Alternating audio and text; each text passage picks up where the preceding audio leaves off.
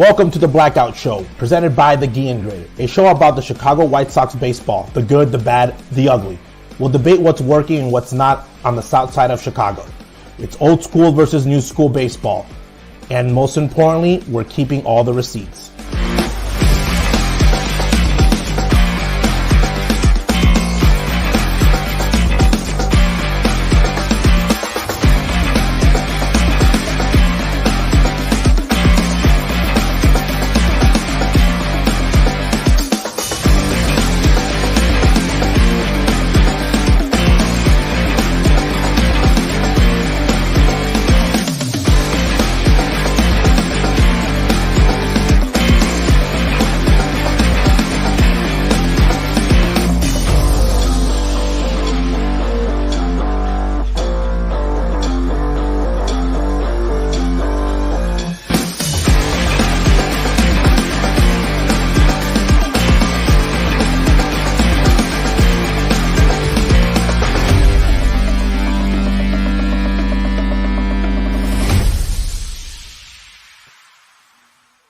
Welcome into the Blackout Show. We lost Gonzo. We started 10 seconds ago and Gonzo just disappeared. He's that nervous because we have two very, very special, incredible guests on tonight's show. For Justin Lee, I'm Slavko Bekovic. Eventually, Gonzo's going to show up. He just got so nervous because we have the incredible Burgers joining us tonight on the Blackout Show. Jake and Ashton, thank you guys so much for joining us. How are things? How has your off-season been? What's new? It's been obviously a whirlwind of a year, but finally catching our breath a little bit. And our son Brooks just turned 1, and so that's been really exciting. And starting to form his own opinions about certain things. So trying to deal with that, it's been fun. Yes. So who's the best basketball player of all time? Is it Jordan or LeBron? What does Brooks think? Coming out hot. I mean. Yeah, that's right away, man. That's crazy. I'm kidding. I'm teaching him. I mean, dude, watching Jordan play, growing up, I think I'm gonna have to side with that. But I mean, smart choice for our viewers. Yeah. Smart choice. Ashton, how's the off season been for you? It's been really nice having Jake home. I have my designated chef back for 3.5 months. It's just really nice to have Jake home, just to be home, and being home feels like a vacation. Like we don't want to go anywhere, we don't want to do anything, we just want to be home. So it's nice to not be packing every 3 days and repacking every 3 days. And I love the off season's really nice, but it's like I'm kind of itching for the baseball season now. Oh, you're tired of them already? No. I'm ready to kind of go. I'm like, you can be honest here on the Black. A couple more weeks and then let's go. So what is the off season like for both of you? Obviously, you guys get to spend a lot more time with each other. But Jake, with your off season workouts, do you put the bat down at all once the season's over, or are you just kind of grind it out 365? Yeah, I try and take a month just to kind of recover everything. Your hands and wrists, especially, I feel like get beat up the most. You don't really realize that until you get back into the cage and you swing. You're like, oh, that didn't feel good. But so basically, I take about 10 days off of strength training and other things where I can just kind of chill, let my body recover. Still ride the bike and do some small cardio stuff. But at that 10-day mark, I'm back in the gym working out. And, I think for me, this year, it always changes a little bit just on what I want to focus on in that particular season. And for me, I feel like my swing's in a really good spot. So not putting swinging in the back burner, but, it's more all right, I can allocate some more time. And this year's been a really big focus on third base defense. And, I've been able to get outside a lot. So that adds to a little bit more of the routine in terms of time. But typically 9 to 1 is my area, and then the 1 to 7 p.m. is family time. And Ashlyn, you say you got your private chef back. What's your specialty dish? What's your favorite dish that Jake makes? He's fantastic at steak, and we've also been doing bison burgers every. Oh yeah, and that has been phenomenal. That's so good. He smokes it. He does whatever he's doing out there. I have no idea, and it's just 10 out of 10 every time. Are you an outdoorsman, Jake? Yeah, I mean, I'm getting. I'm now that we're living in Tennessee, you know, I'm getting more of the edge. My dad was a really good cook growing up, so I kind of got that edge from him. But we never really got into hunting or fishing or anything. But now that I'm in Tennessee, it's a little easier to see the beauty in the nature down here. Well, we got the third member of our show, Chris Gonzalez. Gonza, thank you for joining us. Late as always, this kid. Never on time, I tell you. Jay, go ahead. You got the next question. So, Jake, I want to ask you, because going from Chicago to Miami, obviously you see the flair and the theatrics of baseball. You've been on both sides of it. You're more of a blue collar guy, you know, not a lot of rah-rah. Do you think the game is better off, let's just say, playing your brand, or do you actually like the theatrics, even though you're not one of those guys? Yeah, I mean, I think every single player should be who they are, and that's kind of how I've always viewed it. Like, I'm never going to get mad for a guy hitting a ball 450 feet and pimping it around the bases. Like, dude, this game's hard enough, you know. And so I think I've always been under the impression of every single person has their own unique style that they bring to the game, and everybody should play it in that particular way. And yeah, I mean, it was definitely a lot different, like going from, you know, the city of Chicago and everything that city brings to offer. And then you go to Miami and it's a completely different culture and a completely different vibe. And, you know, I felt like we fit in both places. Like, we liked like all the foods in both places. And she likes the beach more than I do. So that was a big one for us. Whereas I kind of like the city vibe of Chicago, but you know, it's back to your point. I think it's you know, I think everybody has their own flair, and they need to bring that whenever they can. Jake, what improvements are you focused on going into 2024 as part of your game? Yeah, I think I mentioned earlier the third base defense, I think, is by far the most important for me. You know, I feel like I played better, and then as my legs got tired, I played more games. This is most games I played all year. I think you know, I lost a little bit of my quickness on first step and stuff, so I wasn't getting to as many balls. So it's been really mainly focused on that and pre-pitch and you know, reactions and whatnot. So you know, I think for hitting wise, it's just I am who I am in terms of chase, and you know, I'm going to swing the bat. That's just kind of who I am. And I think for me, it's just if I can knock off like 2% of chase on certain pitches, I think that's going to bode well for me down the road. Are you much of an analytics guy? Do you get, you know, the numbers and the stats, and do you like the video and getting all the data, or do you just kind of do a feel, or are you 50-50? Where do you land? I side more on the analytics side, just in terms of, you know, I think this data is out here to be used, and like you just have to know how to use it. I think you can very easily get wrapped up in it and analyze something too much. But for me, it's all right. Like, let's see where my swing is at throughout the entire season, and get these numbers once every 2 weeks, just to see. All right, like, my month of June was terrible. Like, honestly, like one of the worst months of baseball I played, and it correlated to the data and the analytics. And so just trying to figure out how to get back into the groove of what I was in April and May. So that's what I use it for. And then the video aspect, I think, is huge, because you can be tricked by your feel just because of how many games we play. Your feel could feel different every single day, and it could be the exact same swing, or you know, the feel could be the exact same every single day, and your swing's all out of whack constantly. So it's just, I think the video is a big importance as well. I really want to know where this speed came from, and like, can you get any quicker than that right now? Like, what went into going into this past season with that focus that you were able to get to that speed that just came out of nowhere, I felt? Yeah. I feel like I've always had a little sneaky speed, but you know, I think part of it is I played a lot of pickleball and tennis.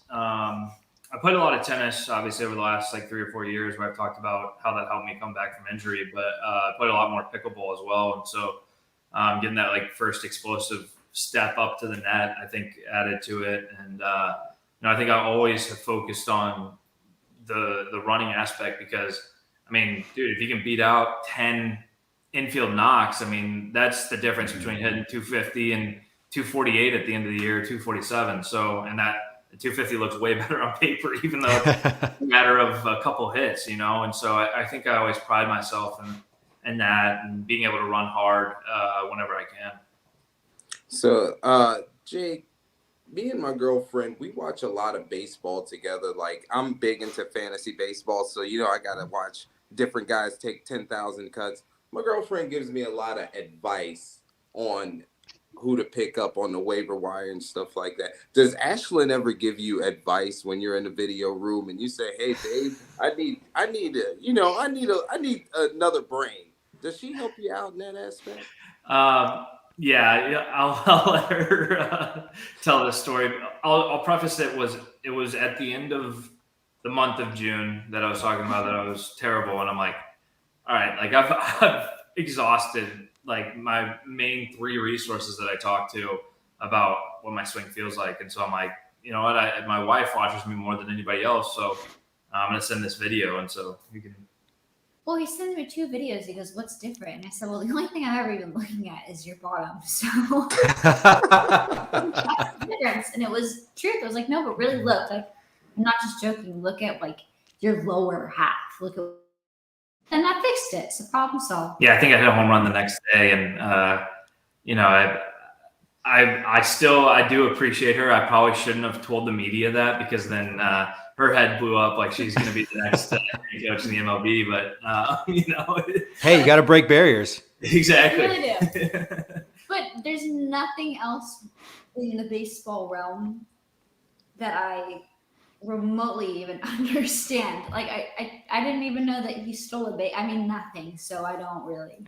Oh yeah, he's been awesome. Matter of fact, Ashlyn, 803 OPS for runners in scoring position for Jake. So I want to thank you, Ashlyn, for any advice you get. No problem. I don't know what that means. Sounds great. We appreciate it. Well, I got to ask, here in Chicago, it was obviously always fun to see Brooks and Ashlyn in the stands whenever the White Sox were playing. And it seemed like, the nickname Dad Power came, at least we used it all the time, because every time Brooks was in the stands, it seemed like you hit a home run. Yeah. What went into the discussion of like, all right, let's start taking him to games super early? And Ashlyn, what was the reaction like for you being there and having the fans kind of recognize you guys and then Jake hitting bombs in front of his kid? Well, I think there was never a thing like, hey, are we going to bring him? It was like, hey, where are you playing? Cool, we're going to be there. And so Jake didn't start on the team. And so we were packing up the house, and we were living in Florida at the time, to go up to Charlotte. The first Charlotte homestand was like the second week, I think. Like you didn't start on the road, something like that. So I was still at home. Then he's like, calls me and goes, hey, I'm flying to Pittsburgh. So Brooks and I got on the first flight, and we were there, and that was his first MLB game. And I mean, I just didn't imagine a world where our kids wouldn't basically live at a ballpark. So it was just, I think that first game was Brooks' first MLB game, and you hit a home run in Pittsburgh. Yeah. And that was just so cool. And then first time in Chicago, and it never gets old. It's always really exciting. Like it's always exciting. I love it. I miss the fireworks so much. Me too.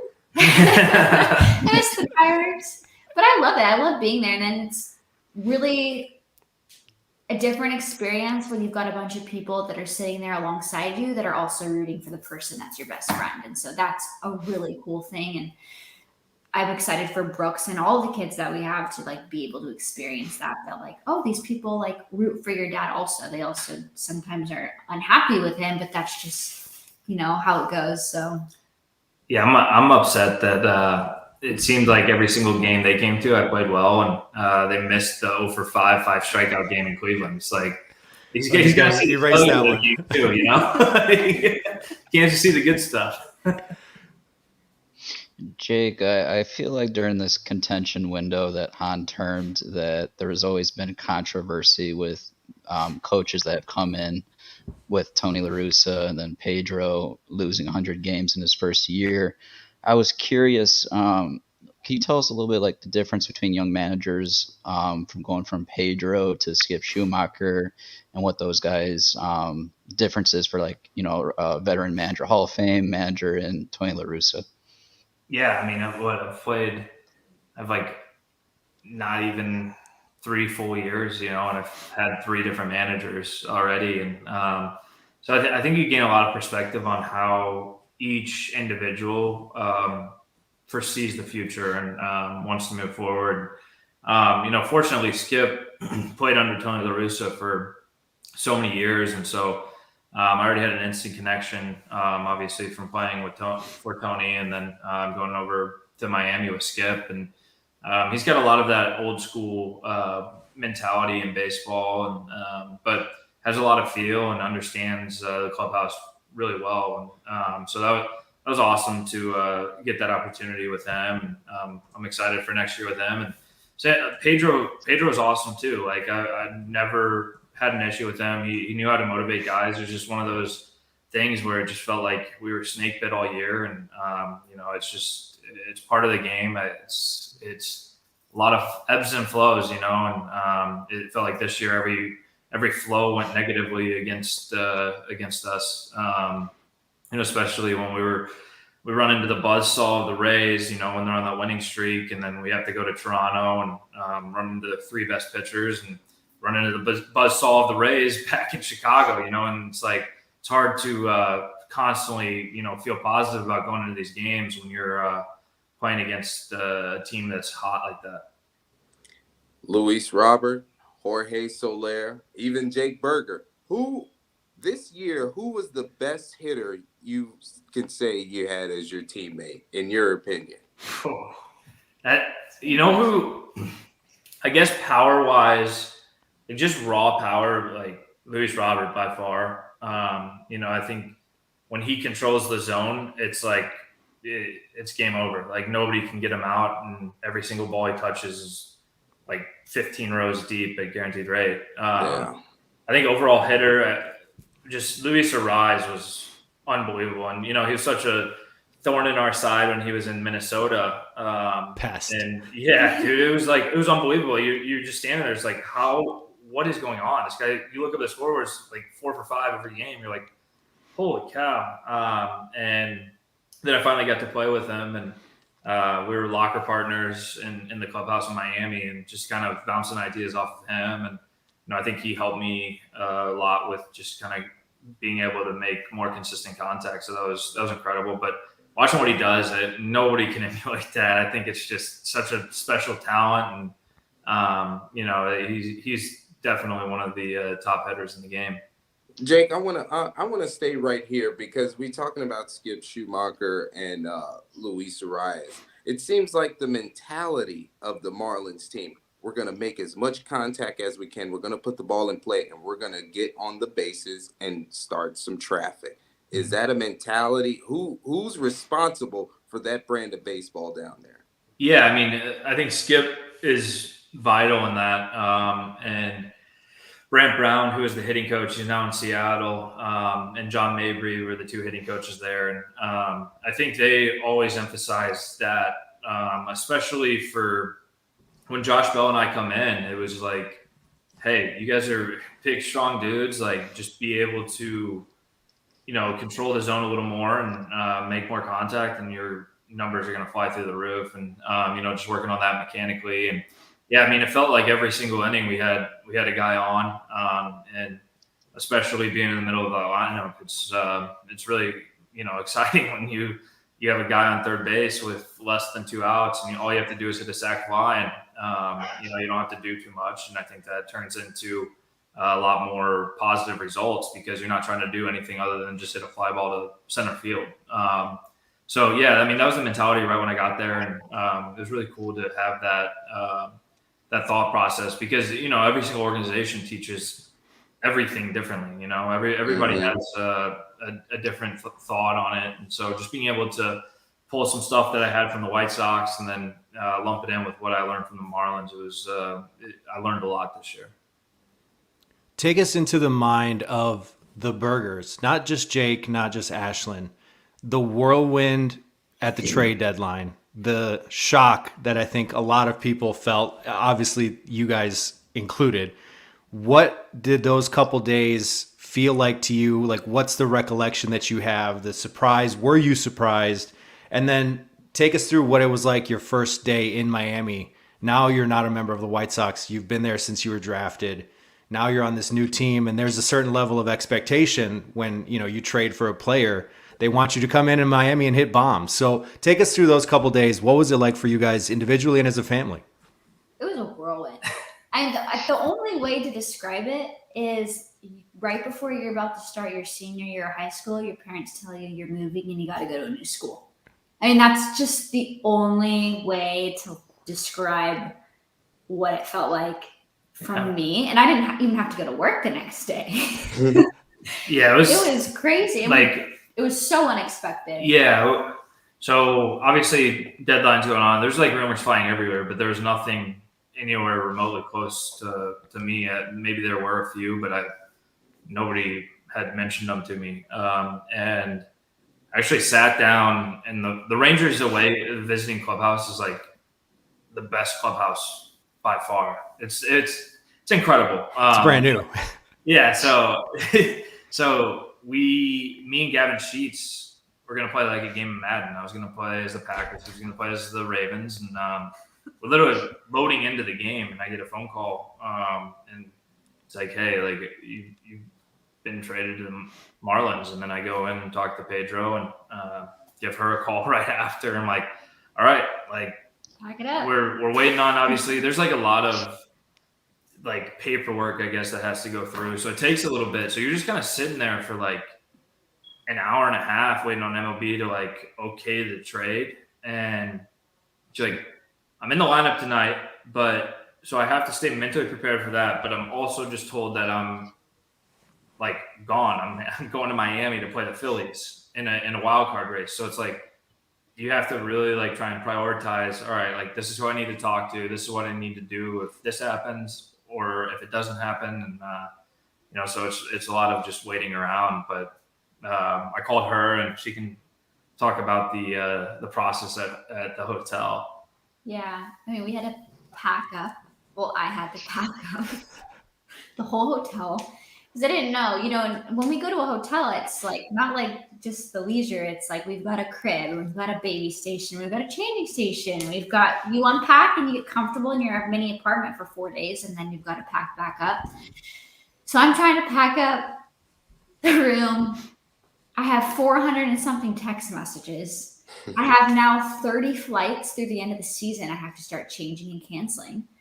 And then we've got to go to Miami. So we with a baby. So we fly to Miami. Jake goes to the field, and I have to now get a rental car in a new city, in a new place that I've never been to, and move into a new hotel, coordinate getting all of our stuff from Chicago, and then trying to find a place to live in Miami. So there's a lot of like those little off the field logistical things. Yeah, I mean, I couldn't. She made it really easy for me, where she knew how big of a whirlwind it was for me when I get to the field and stuff, and she took care of basically everything else. Where it's like, all right, just go do your thing. And so that was very thankful for her and her willingness to put up with that. But yeah, I mean, we're on the flight to Miami, and I'm like, all right, I'm playing the Phillies. Like, I'm going to wear a different number, a different uniform. I'm going to have none of my friends, I'm going to have to make new relationships with everybody. And, but at the end of the day, you go out there and just have as much fun as you can. Just play the game how it's supposed to be played. And, I felt like I did that from day one, and which it's really funny. I don't know if I think it helped us or not, was that we were going right back to Texas. It did help. And so we left some of our suitcases in the hotel in Texas. Nice. I didn't have to take 5 suitcases by myself. But it was a whirlwind because it was a night game followed by a noon game. So I'm like exhausted at that point because the media and all of that. It was hot in Texas. And then we flew back to Texas. But yeah. It was a lot. But it was fun. I mean, there's not a lot of moments where you're like, okay, let's get on a plane and go. Yes, like on a whim, like let's go, pack up, like meet a whole new team. And then it's sad because you have your friends that you've built these relationships, and they've watched our son, be born and grow up a little bit, and I've watched some of their kids be born and grow up, and so there's a lot of that kind of stuff too that I think when you see someone get traded, you just see a jersey swap, but there's so much else that goes on behind it. So for a lot of White Sox fans, they probably feel like you were one of our own, drafted, and the story behind you making it to the bigs after the injuries and overcoming all that adversity and then succeeding and becoming a fan favorite. What was the reaction like, and what was your reception, I guess, with Miami fans? And then, Jake, who was it that informed you that you were getting traded? So the second question of that, so I talked to Pedro, and then I talked to Rick and Kenny, and so they all informed me, and then Kimmy called me right after that and let me know, and Skip called me. So it's like a 5-pronged conversation.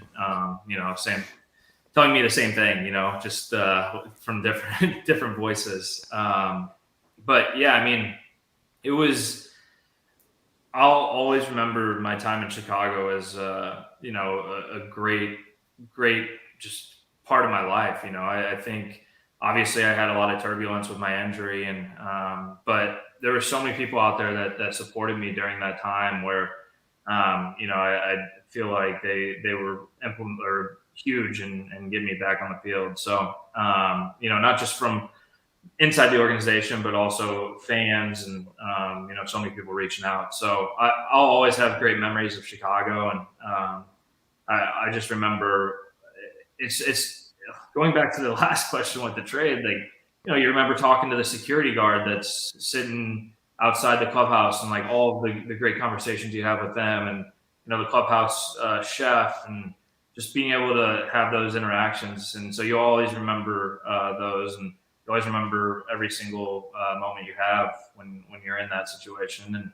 but I was really pleased with how Miami welcomed us. Obviously you're going in, you have no idea how they're going to treat you as a player, but more importantly, your family in the stands, because it doesn't matter if you're in the game or not. Like they're always in the back of your mind, making sure hopefully they're safe and having fun and stuff. So. But they welcomed Brooks and Ashland with open arms, so that was really, really special to see.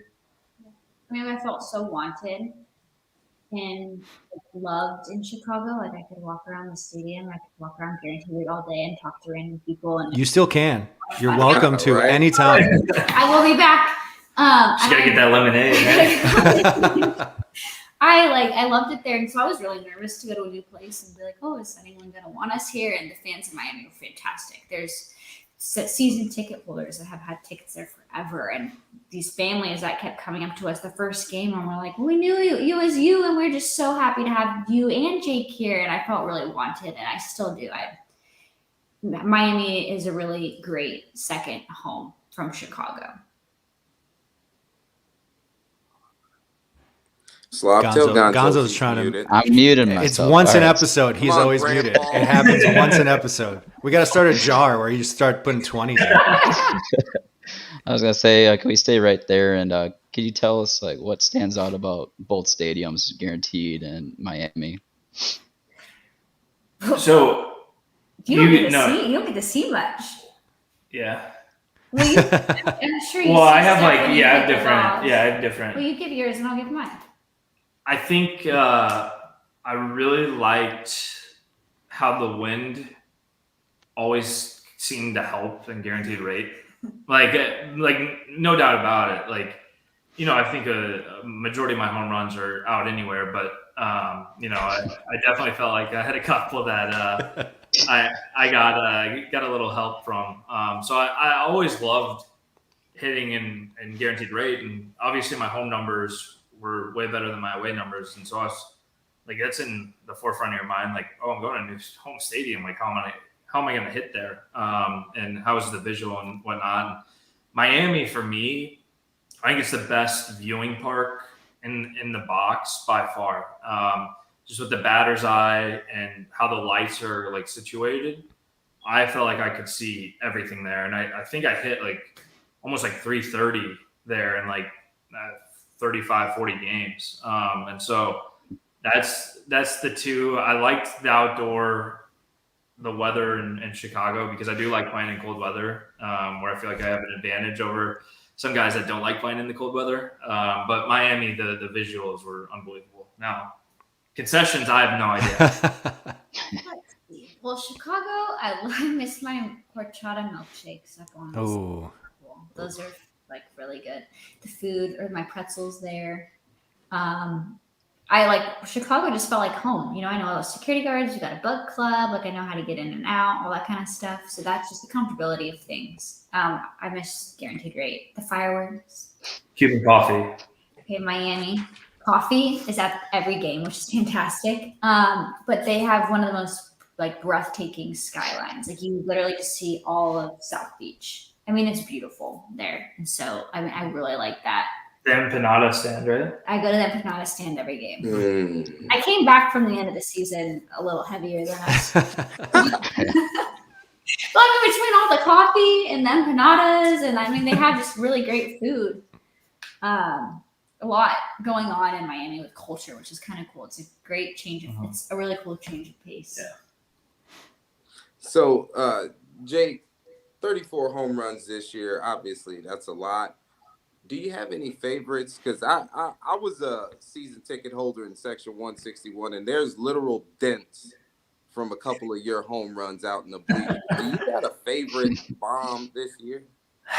I have a list of 5, I think. Yes. Wow. Yes. You got that kind of memory? Yeah. So I think the most memorable one was off of Kershaw in LA, where I hit 2 home runs that game.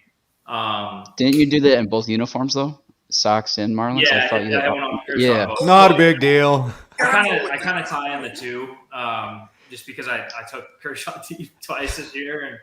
And but the one in LA was, I think it was the first game. It was. Yeah, it was the first game I played in LA, and she's from LA and her family's from LA, so like diehard Dodger fans in my house. Like my wow. girls over Joe every time she'd see him in the tunnel, like yeah, freaking out. yeah.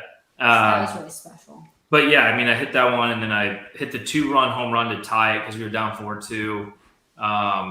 So that game is super memorable.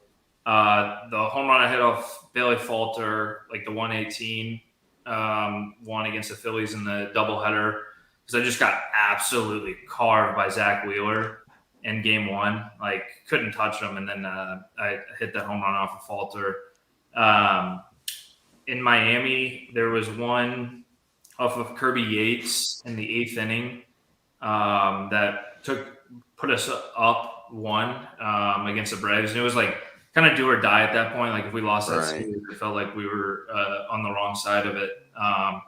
So I'll remember that one forever. And then I guess the other like super memorable one was the Bieber home run, because typically I don't hit that pitch. Like typically, I mean, you guys seen, like I swing and miss at that pitch so much, like just a slider down and away. And for some reason I was just on it and took it to right field. And that was special. And then the Strider home run as well, or the 2, or I guess that's 5 or 6. I can't remember. Yeah. I like the Kershaw one. Yeah. Oh, interesting. No Brooks home run. Interesting. I feel like you're going to regret that. I can't remember that one. Yeah, I think because I hit one off of Rich Hill last, like 2022 when he was with the Red Sox, that then I hit that home run, Brooks' first game, off of Rich Hill too. So yeah. The Kershaw I'll never forget, because I was like, yay, at Brooks in the air right after, and he wanted it all over my face. So I will never forget that. Was it Brooks' first game, the spring training though?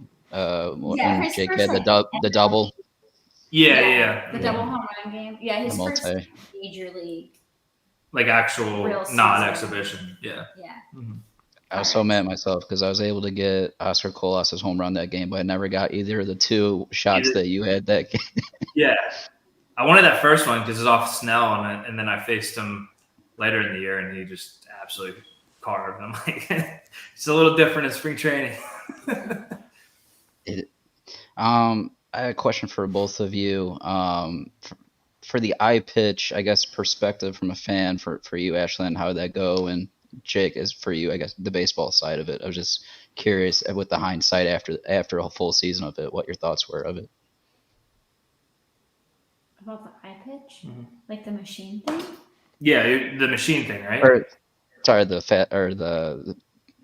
count, the pitch clock. My bad. Oh, pitch clock. Oh, yeah. I like it. I mean, I've never watched a baseball game ever in my entire life until Jake and I met, and they were really slow.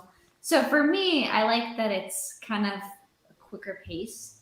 Sometimes I'm like, oh, I wish this. I kind of like the stillness of the game.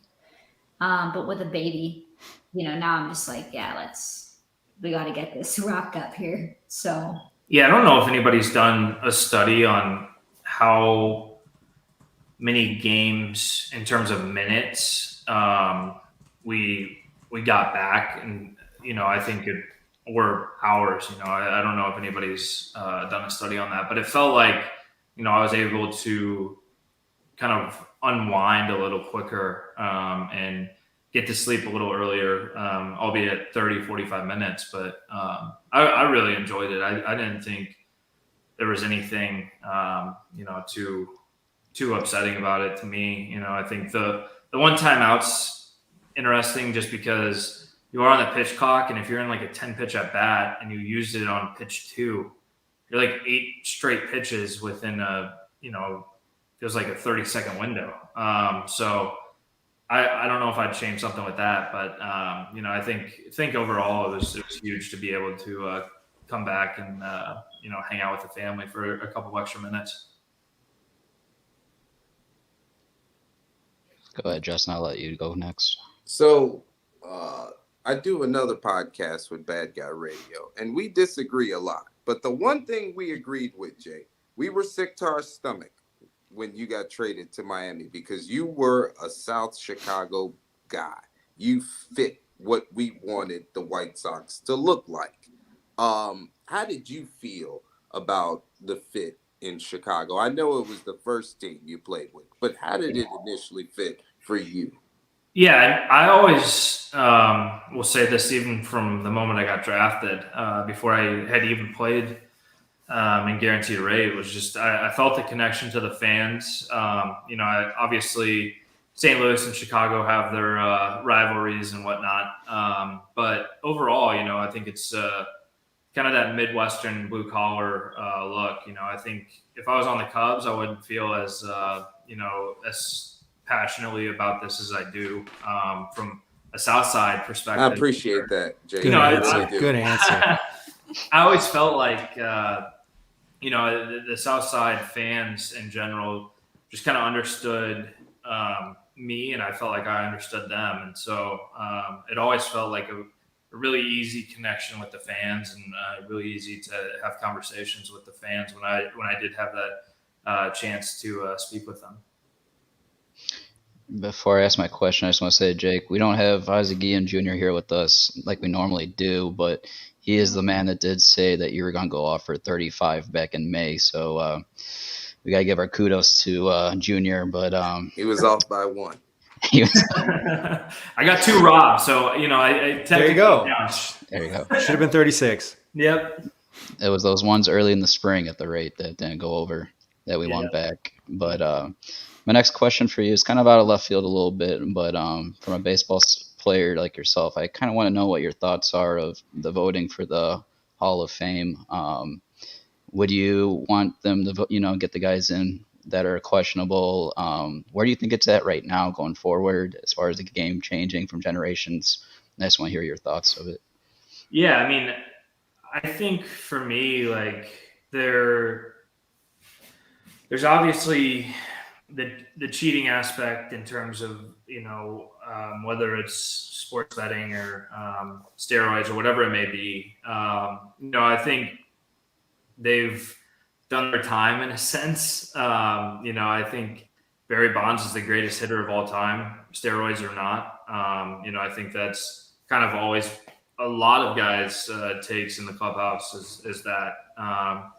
But yeah, I mean, the current state of voting, it is what it is, and hopefully they'll change it and maybe allow some guys that ultimately deserve it, to get in.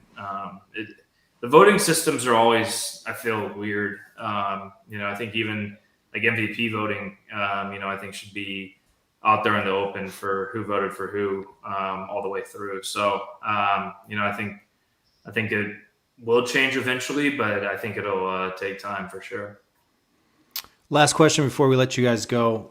Just tell us what the next couple months looks like for both of you leading up to your report to spring training. Well, we're going to Jupiter, so it's the first Florida spring training we're going to have. So it's humid. Yeah, and I sweat a lot. So, I hope we don't have the trucker hats this year, or else that'll be even more pride. But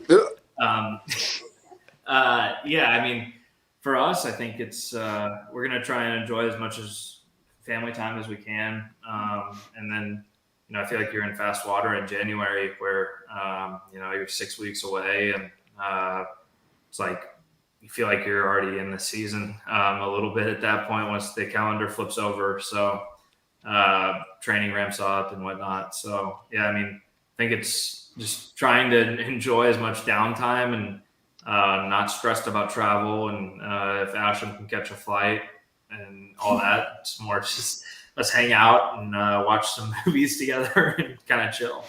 Yeah. Doing nothing is like really special, or not having like an agenda the next day.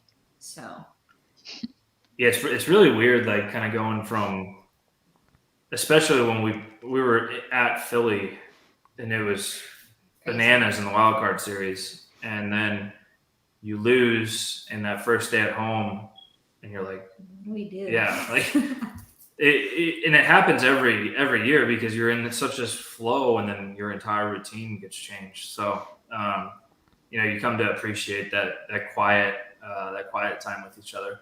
Yeah. Well, we hope to see plenty more sleeveless Fridays throughout the off season as you continue your workouts for spring training.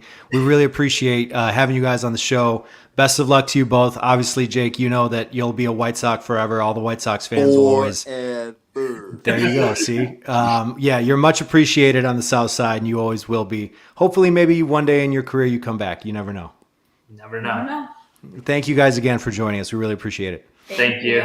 All right, enjoy the rest of the off season. You guys too. Bye. Thank you. Thanks, guys. Good stuff there from the Burgers. That was great. I thought it was interesting that he puts the bat down just for a little bit. I feel like every player has a little bit different off-season plan. Some guys just kind of grind through it year-round. Some guys take 2 months off, and then once January 1st rolls around, they start getting ready. It's always interesting to see what mindset certain guys have when it comes to their off-season workouts. But obviously, we wish nothing but the best for Jake. He certainly missed on the White Sox. I mean, it's not like they could use a 35 home run hitter or anything in the lineup. Yeah. Wow. I mean, their best hitter, Luis Robert, had a 700 OPS running the score position. Jake had. You got to stop playing fantasy baseball so much. I'm doing it. I'm doing a draft right now. I'm in a draft right now. Slav, he's drafting in December. It's a dynasty league. It doesn't matter. That's a joke. No. Take some time off. Like, just get off the computer for like a day. I promise you, like, it'll open your eyes to the whole rest of the world. It's on my phone. It's not the computer. Even worse. All right, so just go ahead. I was going to say real quick that, like, wait, tell us why you were late, first of all, to the start of the show. Now!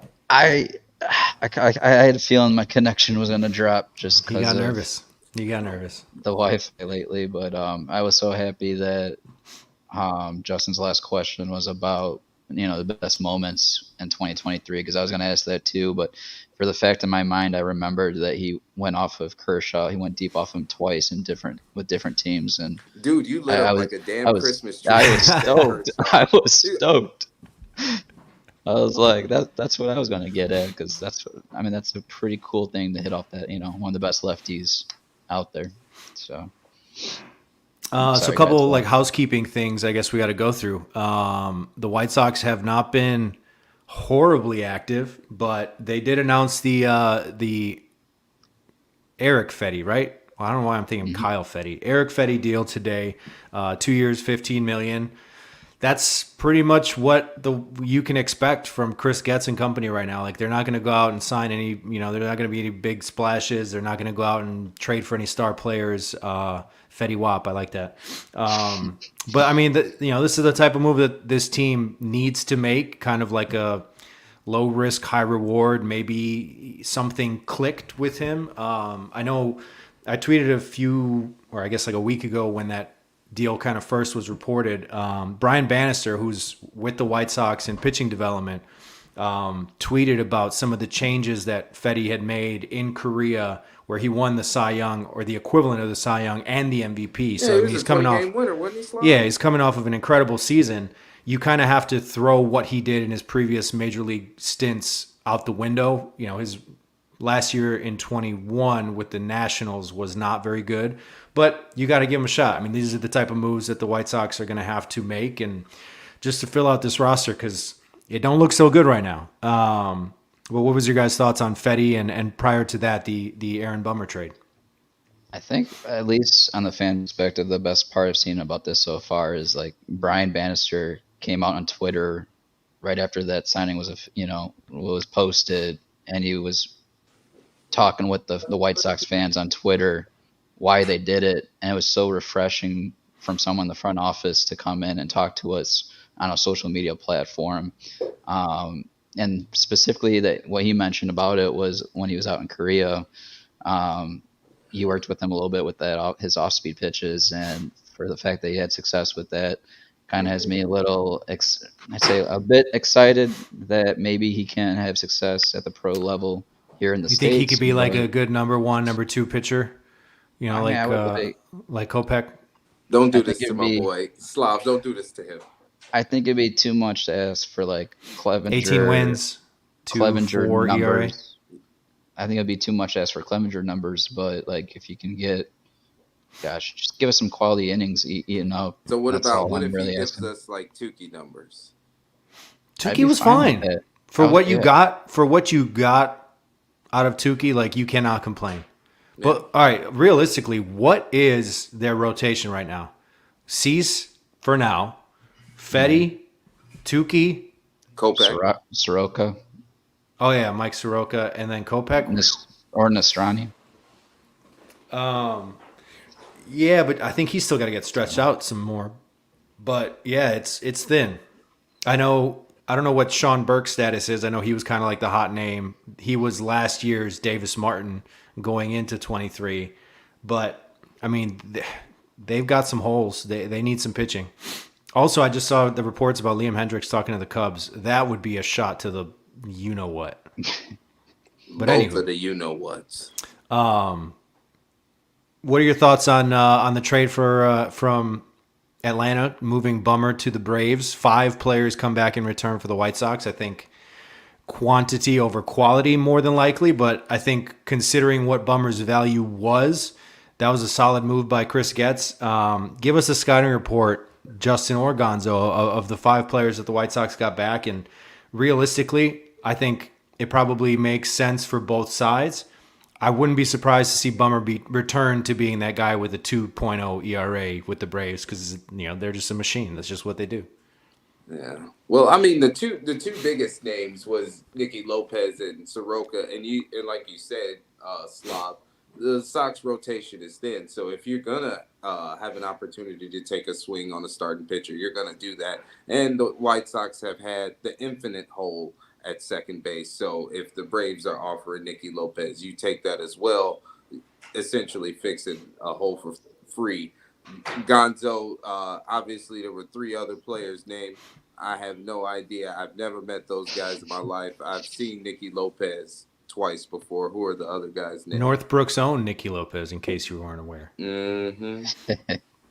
Well, you got the lefty Schuster, who Junior was a huge fan of in that deal. A nice. I guess he's more known for the control of his pitches, if anything. That's a guy that was a former first rounder that they're hoping that he bounces back for us. Which for me, if I can just, even if he sticks in your pen and can be a better version of a Chase Fry, for example, I'll take it. But altogether, just Did you good say depth Jace signing. Fry? Jace Fry, right? Jace Fry. Oh my God, why? He Yeah. was like not very good. I'm saying if you can get a better version of him as a lefty out your bullpen, like not like a Crochet type. Crochet's probably gonna be your best Yeah, lefty. totally but, different like, stuff. Jace Fry was Yeah. the king of the first pitch 12-6 floating curveball. Shout out to Jace But like Fry. that's what I'm saying. Like like a lefty in the middle of your bullpen. Like I'm not expecting much, but like what as far as lefties go from recent history for the White Sox, you don't see a lot of control out of them. Why They're we pretty just wild don't for the re-up most part. with Brad Hand if that's the case? I mean, look, I know a lot of us would want other lefties, like You like talking about Josh Brian Shaw? Hader. Oh, did you say Brad Hand or Brian Shaw? Brad Hand, he said lefty in the Brad Hand. bullpen. Oh, Well, they You basically don't want- Brad you Hand don't want and Brian Shaw back? the same person. Just Brian different Shaw names. is the new age Jimmy Cordero. Pedro Grifol's guy. You remember Sean Kemp for the Cubs? He used to pitch 20 days a month. Still not as much as Yeah. Jimmy Cordero. Not at all. Ricky used that man to So- a Tommy John surgery. That's what he did. He used him till his elbow blew up. Yeah, so we had 5 players in this deal. It was Soroka, Schuster, Lopez, Soroka, Soroka. not Mike Sorotka. You know how I am. I With think he's names. trying to say Frank Rami Soroka like Tommy. from The Wire. Rami Gonzalez, who should be the starting second baseman, not Nicky Lopez. Go ahead, I'm kidding. Ugh, okay, and then Neither the of last them 2 should be the starting names second baseman. are Riley Goins. If I remember right, was that the Illinois pitcher, Justin Goins? Yeah. I think he was from the Illini. And then is it Shoemake? I think he was the other middle infielder in Brendan that deal. Smith, infielder. Mm-hmm. Yeah. Yeah, So, another, I mean, another guy like we- who, I mean, he has a ceiling there. Like, you can't go, if you're the White Sox, you can't go wrong with any starting pitchers or any middle infielders at this point. Yeah, I mean, you got to find a way to shore up the middle of the field. That's one of the key focuses when you're drafting, let alone, with the draft coming up. But altogether, I think we can all agree it was just a very good depth signing. Those guys for Bummer. Ultimately, going into the offseason, I was hoping that they would pair up Bummer with like Burke to get a quality talent that was an What are you arbitration. going to get possibly. for spare parts? It's not, MLB 2K. Like it's not a video He's game. trying to get David Eckstein, Jorge I know, I Cantu. mean, we talked about it, Sean last Taylor. episode with like Brendan Rodgers, like guys in arbitration that are, they need to get paid, and they're likely not going to get paid, by their current team. So if you can try to, toss around some of your prospect names in your organization to get that guy, like, I don't see why not put a flyer in on him, see if he hits with your team before you have to pay him, if you're going to pay him. But the fact that they got a depth signing, I mean, I think that goes to show us where Chris Getz is right now. Like, I was so optimistic that Picking they the were bottom of the telling us- barrel. I was so optimistic that when they're talking about during the press conference that they're going to contend, that he's going to be aggressive putting a team together, but really he's just stripping it down, slim pickings, and he's going to build his own core, whatever that may be coming up. So we're going to sadly we're going to find out, and it's not going to be how we want to, because you might see a cease trade soon. You might see maybe Luis Robert. You just don't know what you're going to get. But really quick before we move on, I saw Rafa on the chat post about the Rule 5 player that we picked up, and I want to touch on this real quick. Go ahead, Don't miss Justin. it. I'll allow you to take it away. Yeah, no, I like Shane Grohan too. I mean, he's had a little ERA control, but obviously he's a young guy going through the system. But once he gets with Bannister and Bannister gets him into a situation where he just abandons the slider as a whole and just go change up, cutter, curveball, he'll be fine. It's just one of those situations. So Mark Burley? Yeah, a little bit, but a little bit more velocity. So like CJ Wilson or Cliff Lee type. So because it's at a point. He's a young guy with trying to throw too much stuff, and none of it's getting over. And when it is getting over, it's getting pummeled because it's catching the fat part of the plate because it has to be a strike. So I think Brian Bannister's is going to limit the repertoire. I think Shane Drohan could be a diamond in the rough, to be honest with you, because at a certain point, you're going to have to, in my neck of the woods, we call it hitting a lick. You have to hit a lick if you're Chris Getz, because you don't have the resources available to command premium talent right now. So where are you going to find your gem? I think Drohan could be it. You just have to polish him and keep him in the incubator a little bit. Now, he does. It's not like you have to keep him in the minor leagues forever. That's not the case. Just let him clean up some things and sure, give him some run. Like you're in the process of bringing Project Birmingham to life as it is. Why not introduce him to that type of situation? Who knows? The Red Sox wasn't going to call him up. He was going to die in Pawtucket. So there was a scouting report from Aram Layton on Twitter. Basically, he went through all the Rule 5 picks and said, like what their best quality was. He said Shane Drohan's got potentially the best pitch of any Rule 5 arm with his changeup. Arm side fade, 23% swinging strike percentage on that. So, there's at least a base for him to work with if he can improve his command, just like every other pitcher, and fastball quality or even location, or maybe it's like a tunneling thing, just making sure that fastball release and the changeup look the same. Maybe there's something that they can work with, but I'm always who's the last Rule 5 guy for the White Sox that like really panned out? Yeah, I don't know. I'm a casual. That's kind of the point. Like I feel like they pick one almost every year, and very rarely does anyone actually. Remember the last guy? We picked up the guy last year for free. He didn't even on the Giants. We let him go. Who was the catcher? Nieto, right? He was on the team for like 2 years and did nothing. I think he's the most recent one that even like got considerable major league playing time. But and Max Stassi, good call by Rafa. Max Stassi. Hooray.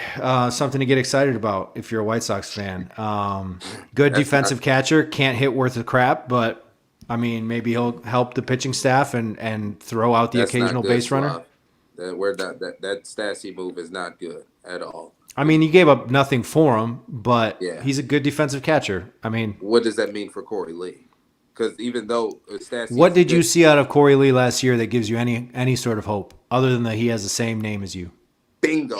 That's what I'm saying. Like, the White Sox made the move for Corey Lee, and they're still digging through catchers. And they're even scratching... Oh, you can never have enough catchers. Like, they're both going to see playing time. Like, Max Stassi, he's fine.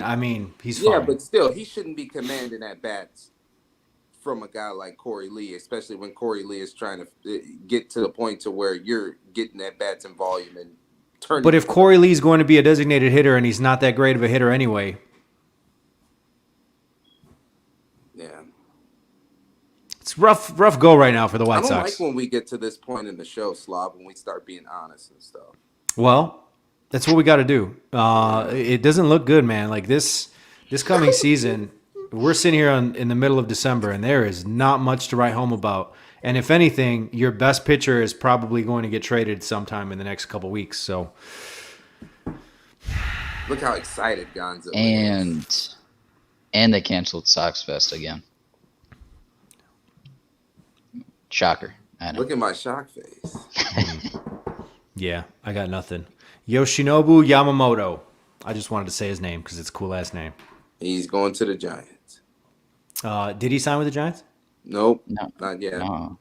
Wasn't the report that he's not going there? Didn't they sign some other guy recently? Yeah. The Japanese lefty. Another Lee. No, he's Korean. And that Lee's wow. good. Hey, wow, Gonzo. You know what, Slav? I promise you, that Lee's good. That Lee's good. Corey Lee is good? No, the San Francisco Lee. Oh, yes. One Lee has to click eventually. Cliff Lee has been the last one, I think, and it's been a little unfortunate since then for the Lee clan. All the Lees out there. I'm not having a good time, actually. Well, we had a great time with Jake Berger and Ashton Berger. We did. How great are they? We'll be rooting for them for sure. I feel like the Marlins might be my second team now. I always liked the Florida Marlins, the Ozzie, Miguel Cabrera, like Leland team, the old school Marlins, that old logo, their colors. I was always a Marlins fan. Fun nerd fact. You guys know what OOTP is, right? Like the sim baseball program. So I played OOTP for forever. I was always the Marlins or the Athletics. I like the small markets because then I just win. Who's then your I go favorite to the- Marlin of all time? My favorite Marlin of all time.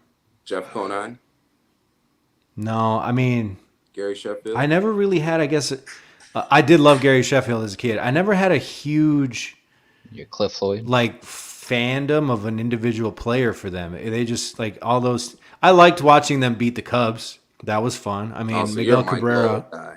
I always liked Miguel Cabrera, pre-Tigers days.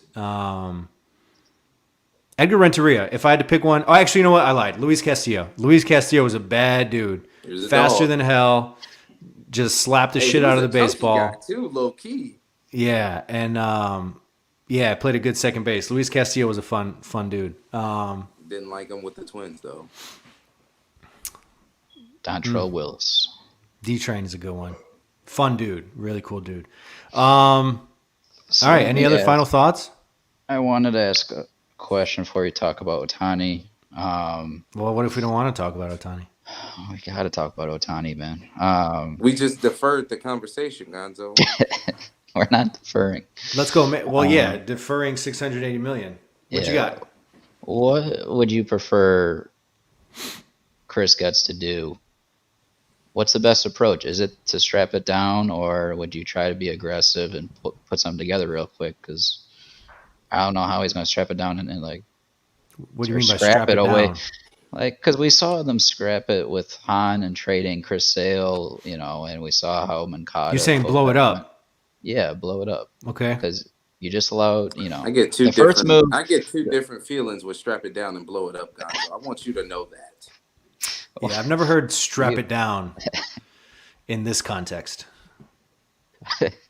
Especially when you say blow it up. Strap it down is the direct opposite of blow it up. What choice does he have? He has nothing to work with. He doesn't have many assets. They don't have a great farm system.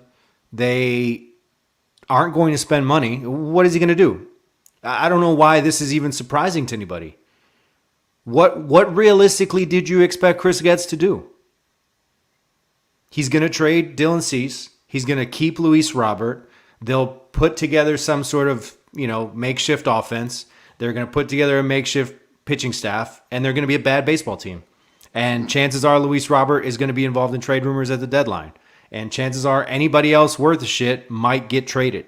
And there's not very many after those two. So I don't know what realistically you expected out of Chris Getz. Like, we're sitting in a hopeless situation right now with this organization. They're not going to go spend money on any major free agents. No one that's going to be an impactful player.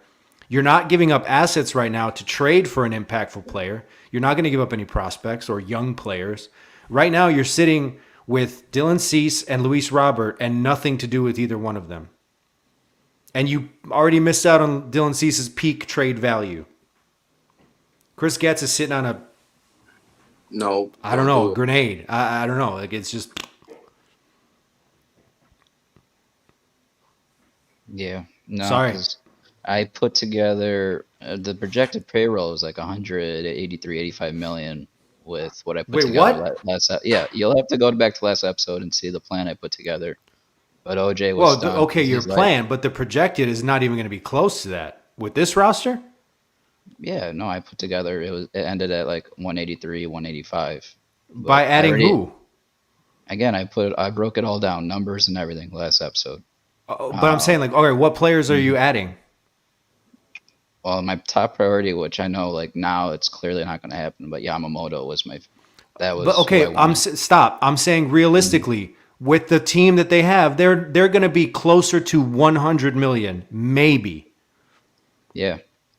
They're not going to go. They're not signing anybody worth a shit. It's not realistic because of the owner.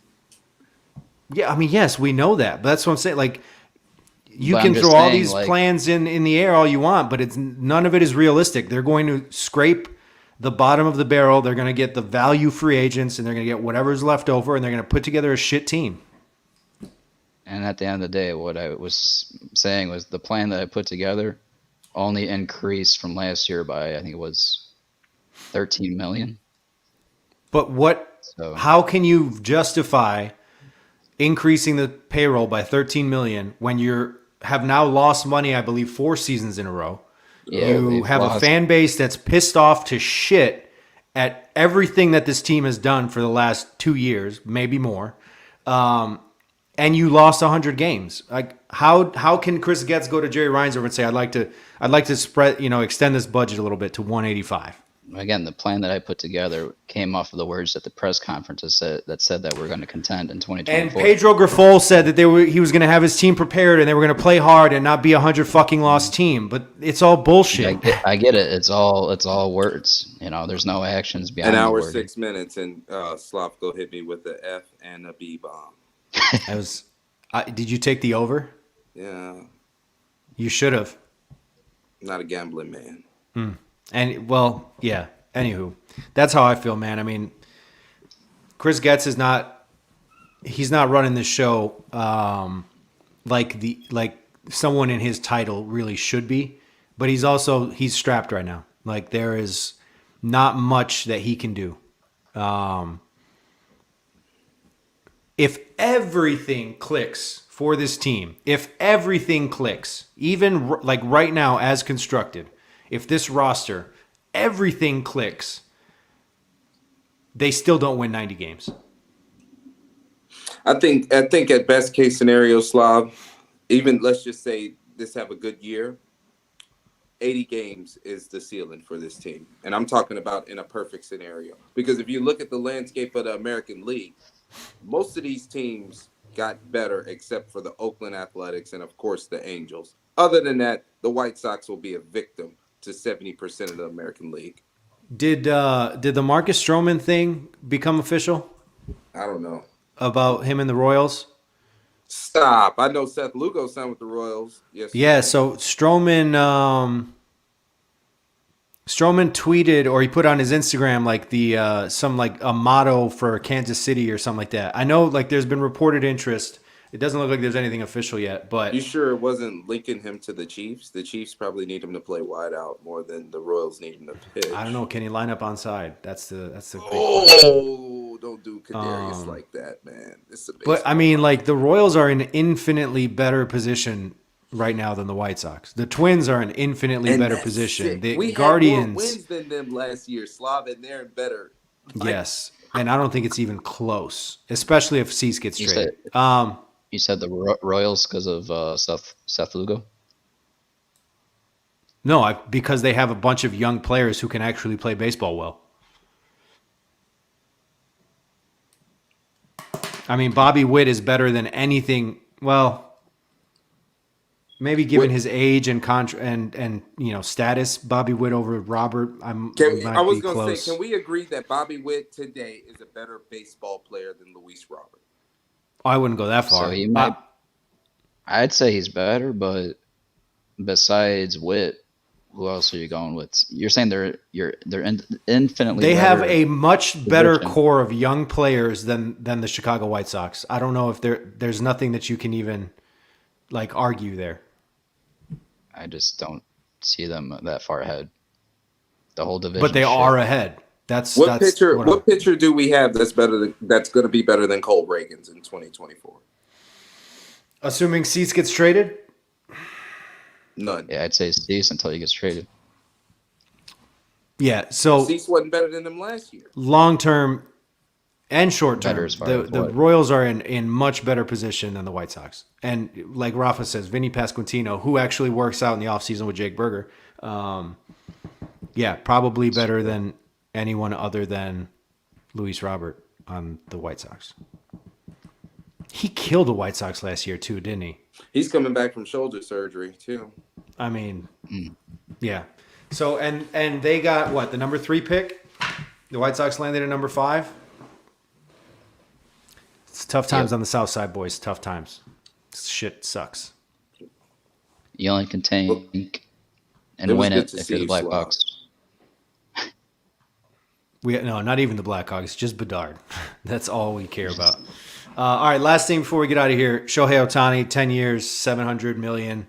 It's crazy to say that out loud. You feel like you've misspoken, but he did sign that deal. He's making $2 million a year. He deferred $680 million from 2034 to 2043, which is genius by the Dodgers and by him.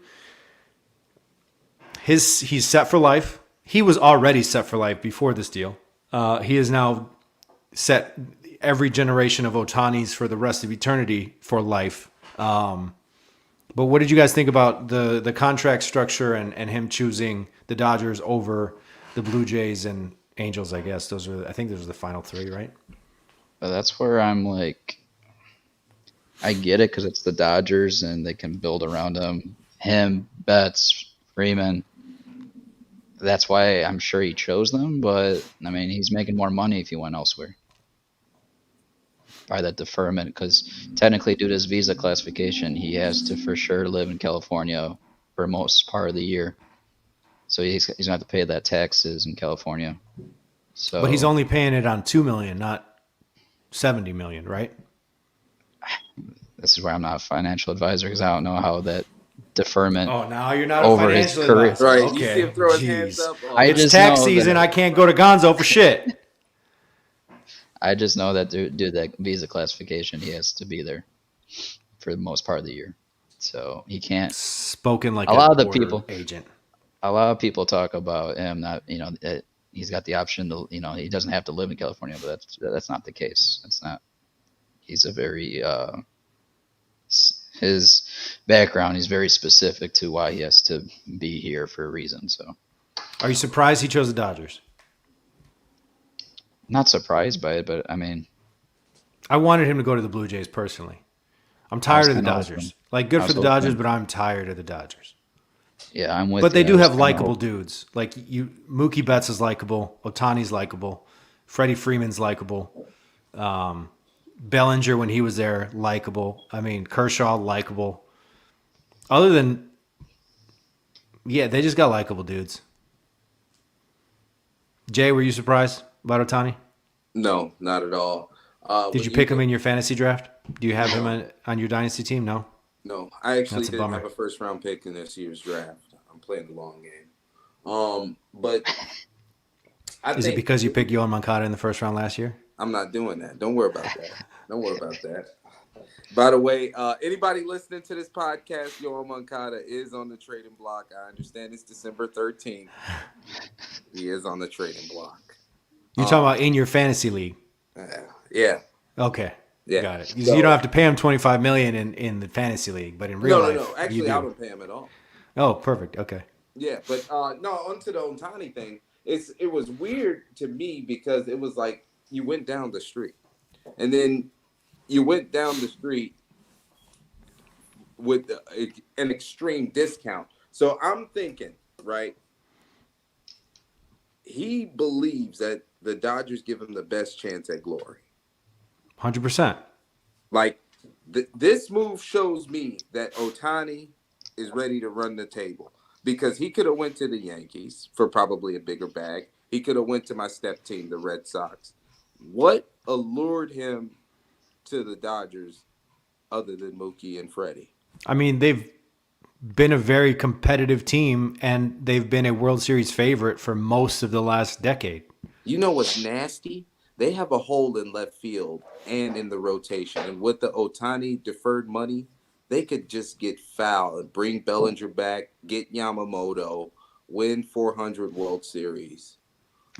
We could be on the verge of forgetting about Sandy Koufax, Jackie Robinson, all of that if Ohtani wins 3 straight World Series. I mean, he's got to pass Kershaw first. I mean, I still got Kershaw above him in the pitching world, especially obviously with Dodger legends. Yeah, you're right. But yeah, crazy that he ended up. I was surprised he stayed in LA. When I saw that the Blue Jays were a finalist, I really thought that he would pick them because now you have an entire country.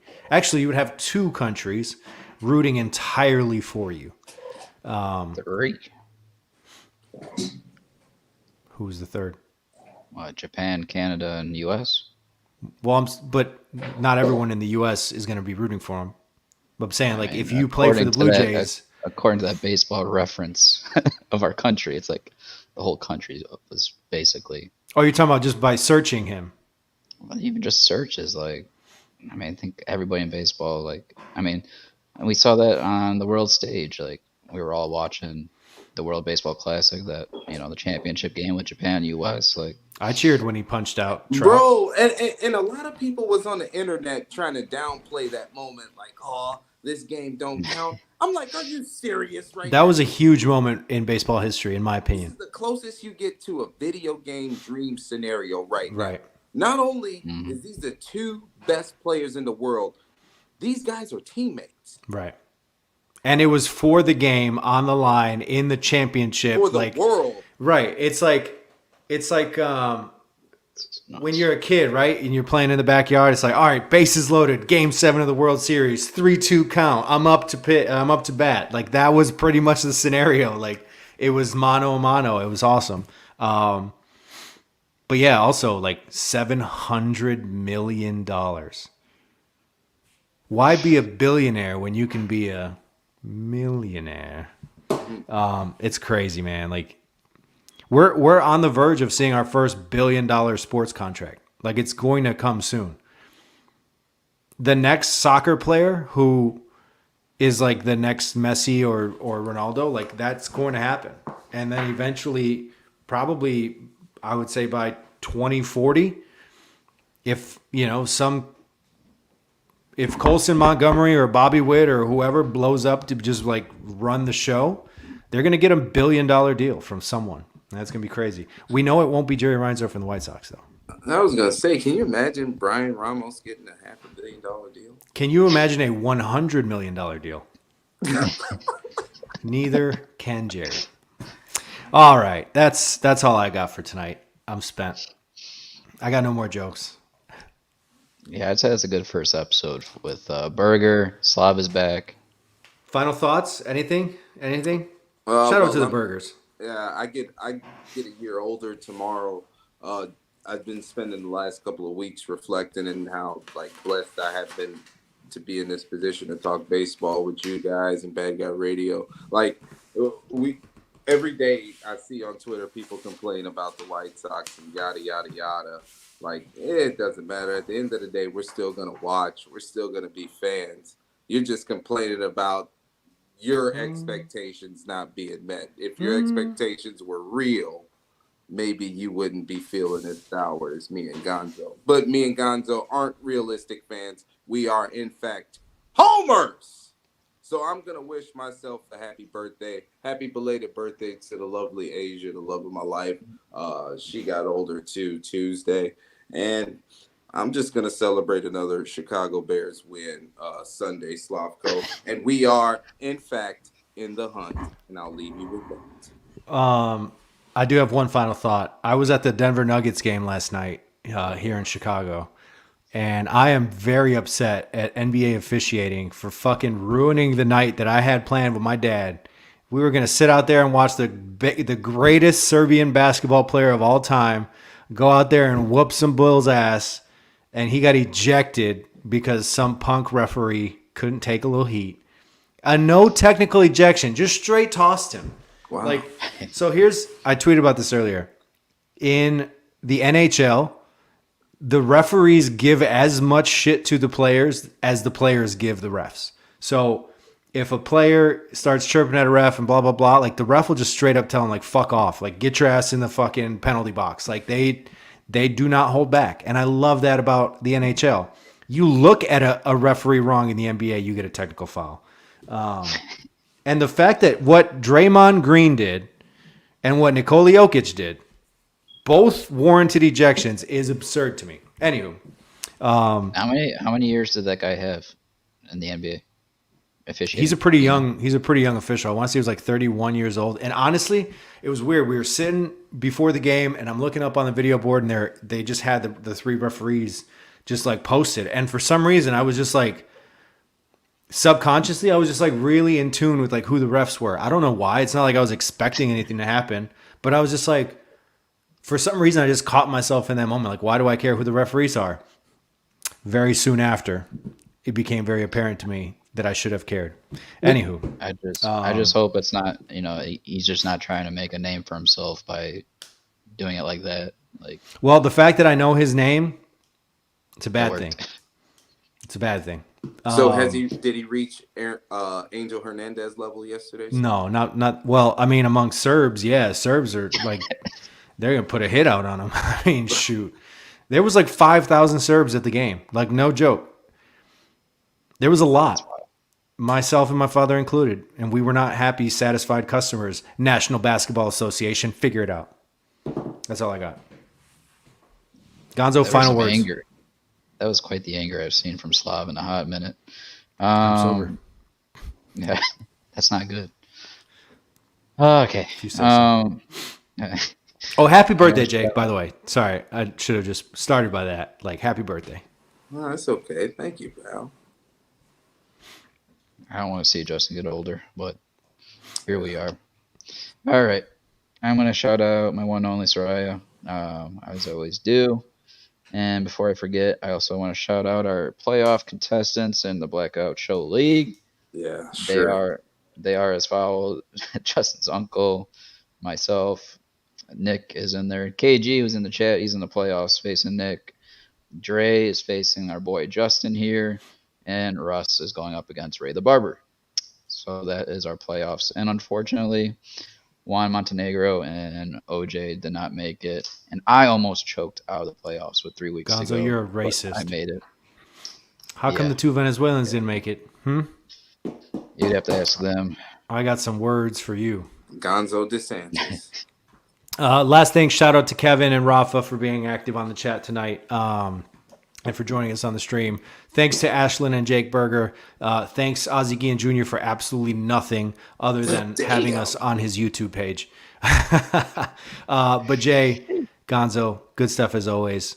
And thank you all for watching and listening to The Blackout Show. We'll see you next time.